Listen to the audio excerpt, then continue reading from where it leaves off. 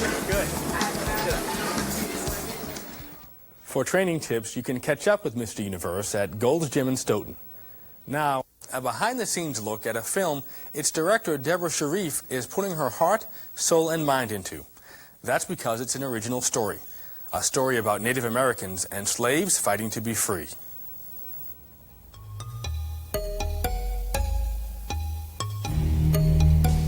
Lone Wolf.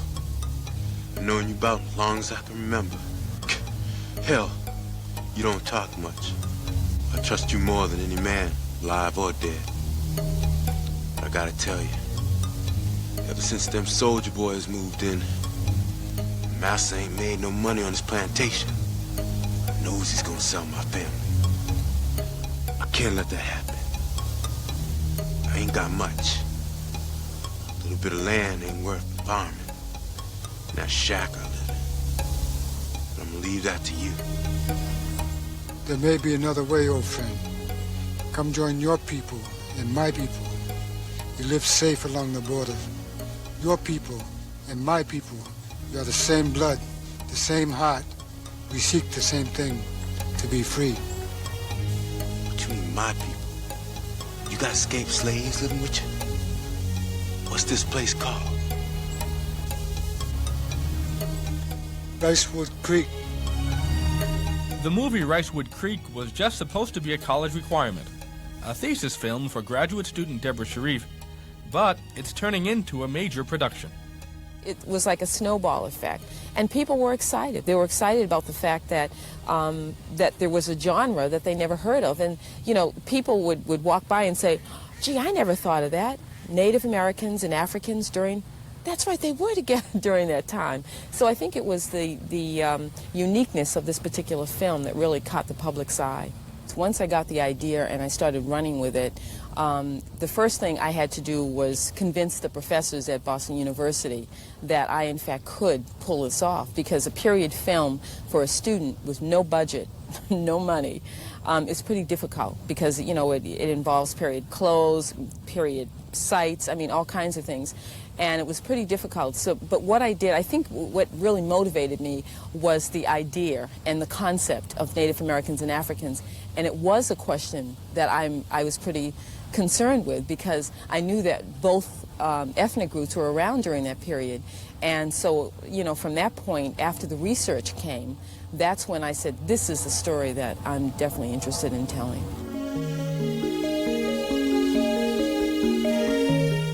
The film is about a slave family who gets help on the road to freedom from Cherokee Indians. Jed Simpson is the husband and father who's trying to free his family from the bonds of slavery. Now, you know, Nettie could have read that right off.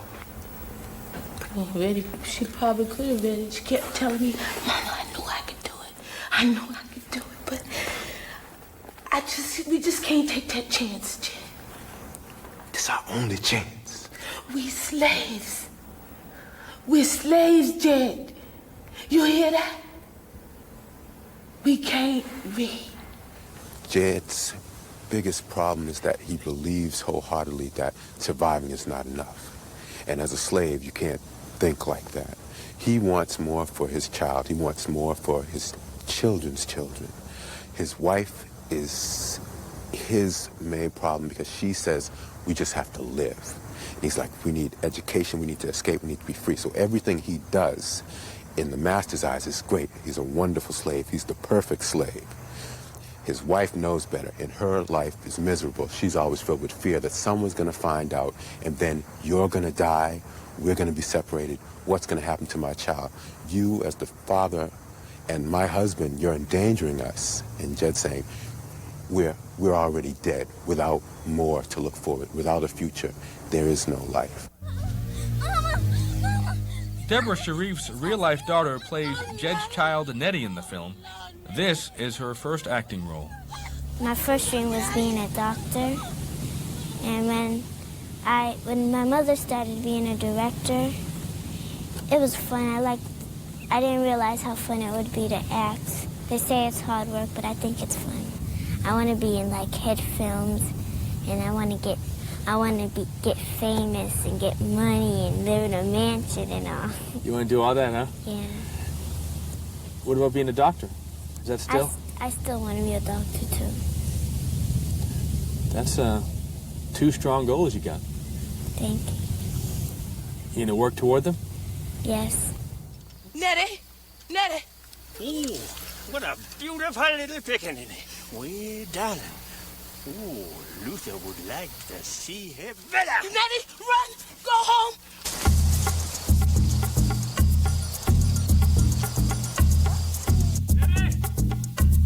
Nettie, you come back here, child. You hear me, Nettie? Come back here right now! What do you think of Nettie, the character you play? I think that's me. No, that's my ancestors. I think that's my ancestors. Because whenever I act like her, it feels like somebody's talking to me to how to act and stuff like that. Kyria's desire to act and her mother's relentless push to direct was put to the test early on. You lived in a shelter for a while writing this film. Is this true? Yes, yes. Film school was expensive, and when I was shooting my student films, my short films, 10-minute films, in order to pass courses, it costs a lot of money. Film stock is very expensive, and it got to a point where I just couldn't afford rent anymore. And I was so gung-ho on finishing. I mean, I was so interested in making sure that I was going to get this education and get the information that I lost my apartment. And, I went right into a shelter, and I was living on the Cape. And that's when I started putting the pieces of RiceWood Creek together, and that's when I really started writing the story. I said, hey, if I'm in a shelter writing, this story has to be told. And I was really determined that the public was going to get an opportunity to see this screenplay, to see this film. How did your children react to that? You mean being in a shelter? Right. Oh, it was hard. It was really hard. How did your kids take that? I mean, were they saying, it was hard Mommy, for them. This is bad, this is awful, get me out of here? Well, the first thing my son said, I have a 19-year-old son who's in college, and the first thing he said was, Ma, get a job. Forget this film school. He said, get a job. And, I said, son, there's some things in life that you just have to do what you have to do. You want to go touch. And this first-time director is doing it. Directing a sizable cast and crew is never easy, especially under the circumstances Shariff is faced with. Okay. You can just take it from that point where I don't want my mama and mama's mama's mama to take it from there. It's a low-budget film, so no one is getting rich off this project, at least not yet. Actors are agreeing to a deferred payment, meaning they get paid only if the movie makes a buck. So why is everyone helping? Well, experience for one, and that goes for those in front of and behind the camera as well. It's just helping me out a great deal because there's not enough women doing stunt work. And by the exposure of doing stunt work, being able to practice with different people and on different sets and different kind of screenplays, it really helps out. I've never been on a movie set. Well, until I've been around people that was filming, but I've never been on an actual set. What was it like? Well, it was exciting. I really didn't know what to expect. That's the big thing. I didn't know what to expect, so I came there, well, kind of antsy, not knowing what's gonna happen. Listen, you guys, actors, you're working on a deferred payment. Yes, very deferred. Why? I mean, I understand why, budget-wise. Why do that for yourself? I would again be going back to the nature of the film, the subject matter. For me as an actor, it comes down to the quality of the work that you get to do. It's not very often that you get to participate in a role like this, or in a group of people in an organization where you have such limited funds and are searching for funds from the community and from private funding, and people are so reserved to hand that out because of the nature of the film, that it no longer becomes a question of money for me, but of ethics and values for myself and what I want to do as an actor for the community to give back to that.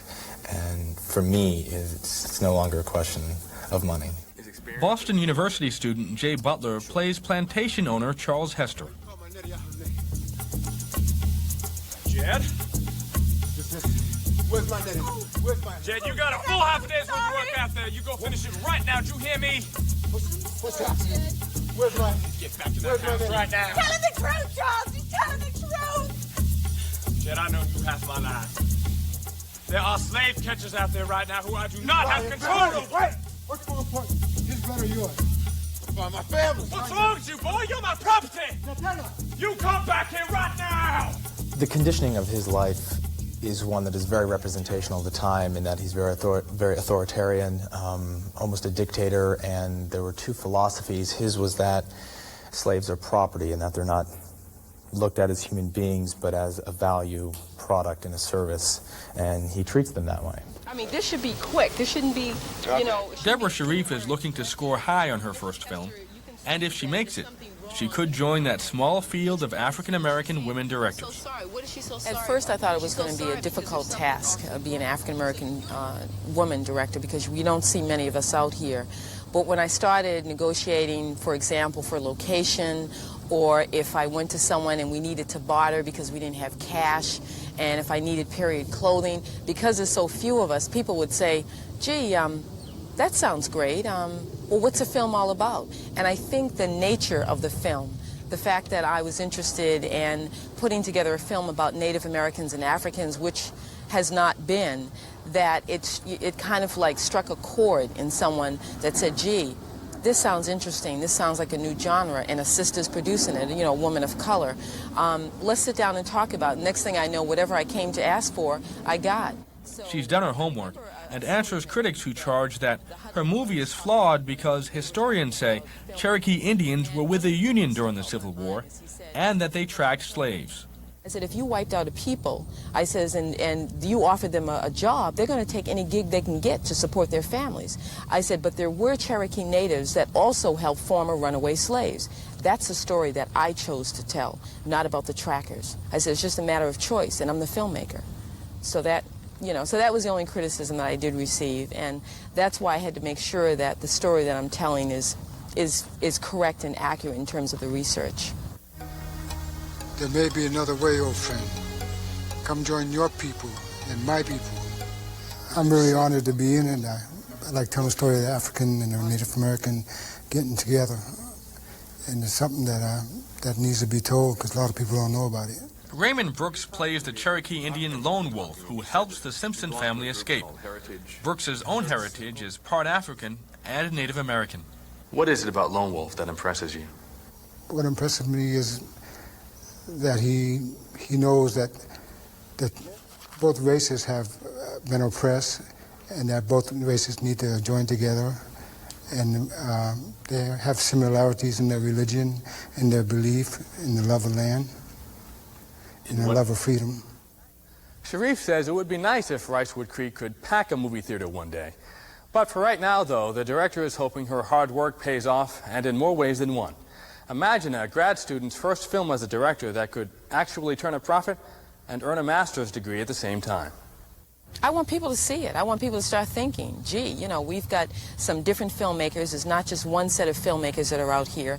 We don't have to have just, you know, a sense of this is how the West was. I think I want the public to see this genre. I want them to start saying, gee, there was African Americans and Native Americans around during that time, and yes, they did form relationships. And hopefully this will set the pace for other filmmakers to start to develop other genres and other films about Native Americans and Africans so that America can have a different perspective on how the West was.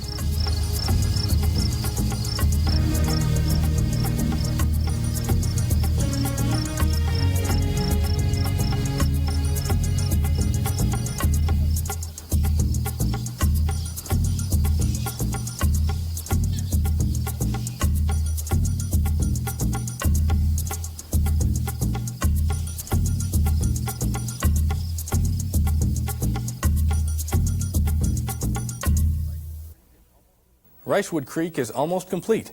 Shariff continues to look for funding in the hopes of making the project a feature film. Now, here's a programming note. Say Brother will not air these next